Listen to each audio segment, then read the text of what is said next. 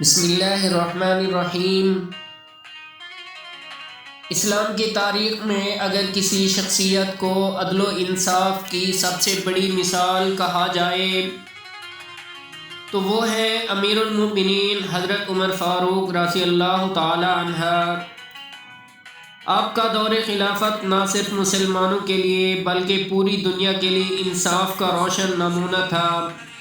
آپ کا انصاف ایسا تھا کہ دشمن بھی آپ کے فیصلوں پر اعتماد کرتے تھے۔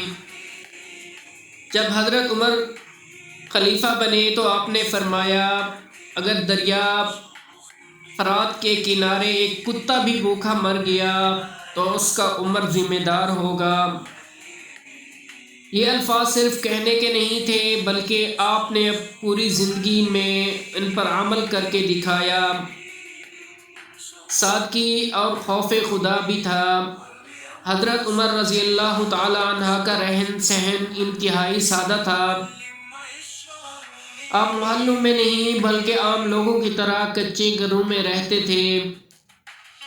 راتوں کو گشت کرتے تاکہ دیکھ سکیں کہ کہیں کوئی بھوکا تو نہیں، کوئی مظلوم تو نہیں۔ آپ کا دل ہر وقت اللہ کے خوف سے کانپتا رہتا تھا کہ کہیں قیامت کے دن کسی کے حق کا حساب نہ دینا پڑ جائے۔ حضرت عمر فاروق رضی اللہ تعالیٰ دور کا ایک مشہور واقعہ ہے غیر مسلم کو انصاف دلانا۔ ایک دفعہ مصر میں ایک غیر مسلم نوجوان نے شکایت کی کہ گورنر کے بیٹے نے اسے ناحق مارا ہے۔ وہ نوجوان مدینے میں آیا اور حضرت عمر رضی اللہ تعالیٰ کے سامنے فریاد پیش کی تو حضرت عمر رضی اللہ تعالیٰ فوراً گورنر اور اس کے بیٹے کو مدینہ بلوایا۔ جب وہ آئے تو حضرت عمر رضی اللہ تعالیٰ مظلوم نوجوان کو کوڑا دیا اور فرمایا، جس نے تمہیں مارا ہے تم بھی اسے مارو۔ نوجوان نے بدلہ لے لیا۔ پھر حضرت عمر رضی اللہ تعالیٰ فرمایا، اب اس کے باپ کو بھی مارو کیونکہ اس کے اقتدار کی وجہ سے اس کے بیٹے نے ظلم کیا۔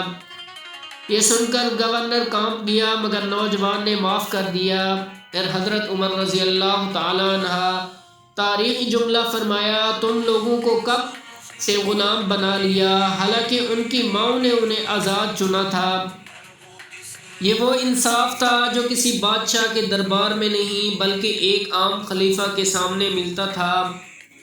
ایک دن حضرت عمر رضی اللہ تعالی عنہ بازار سے گزر رہے تھے تو ایک تاجر سے غلطی ہو گئی۔ حضرت عمر رضی اللہ عنہ سے تنبیہ کی مگر پھر بھی خود رک گیا اور فرمایا، اگر میں نے سختی کر دی ہو تو اللہ سے معافی مانگتا ہوں۔ ایک خلیفہ جو خود کو بھی قانون سے بالا تر نہیں سمجھتا تھا، یہی اصل عدل ہے۔